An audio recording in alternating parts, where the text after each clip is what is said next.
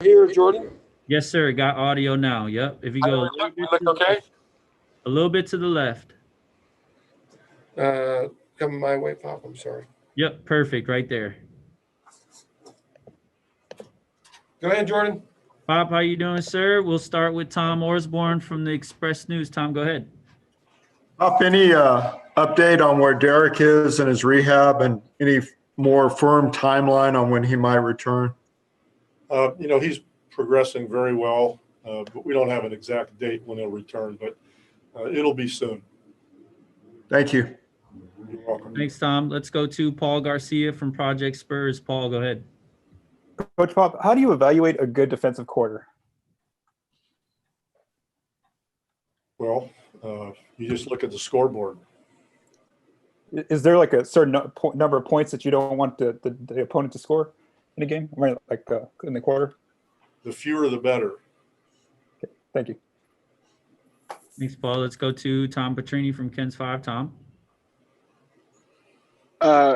Coach, I know you said you weren't going to get on Twitter, but I think one account you would like is dedicated to Aron Baynes and does grit highlights and stuff like that. What do you like about Aron Baynes? What do you miss about him? And what's it like seeing his growth as a player since leaving the Spurs? I have no idea what you were talking about in the beginning of your question, but I'll just answer the part about Aron. He's a wonderful human being, he's a tough nut on the court. He gets after it and takes no prisoners. He's there to win. And off the court, he's a sweetie pie.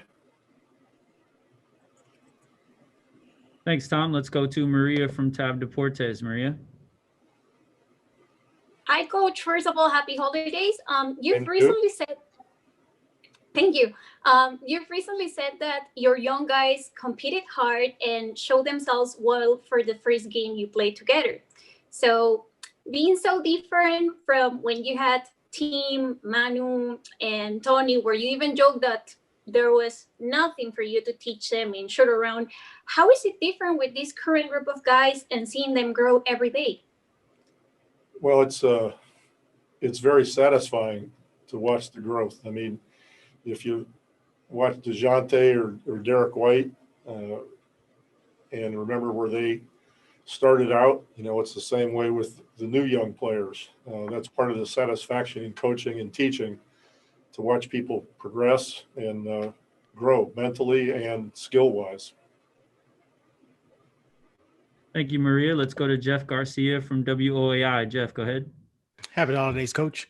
What would be your message to Spurs fans that are eager to get back to the AT&T Center, yet they be understanding that there's still a pandemic to deal with?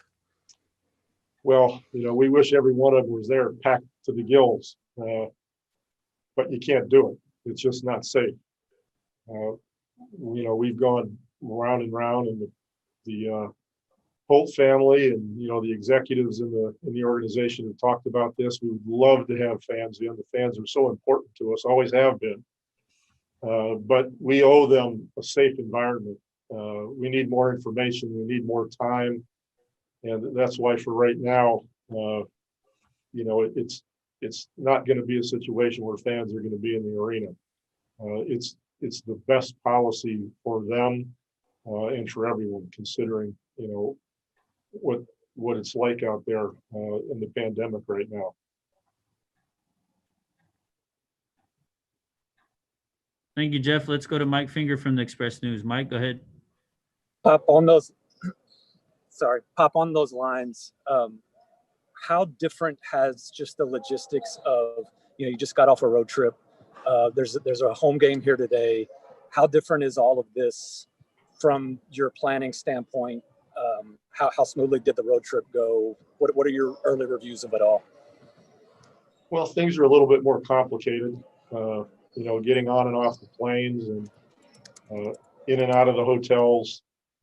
I've got a little gizmo on me right now that stays with me wherever I go, all the players for contact tracing purposes. So a lot of things that we're not used to logistically, but we understand that it's important if we're going to have a season and if we're going to keep everybody safe. So it's just going to take a little bit more time to get used to everything. Did you have any input on the approved restaurants on the road, or did they seek your counsel at all on that? Who do you mean by they? You mean the league? The league? No, I got no calls from the league. They pretty much know what they're doing. All right. Thank you, Mike. Let's go to Tom Orsborn from the Express News. Tom, go ahead.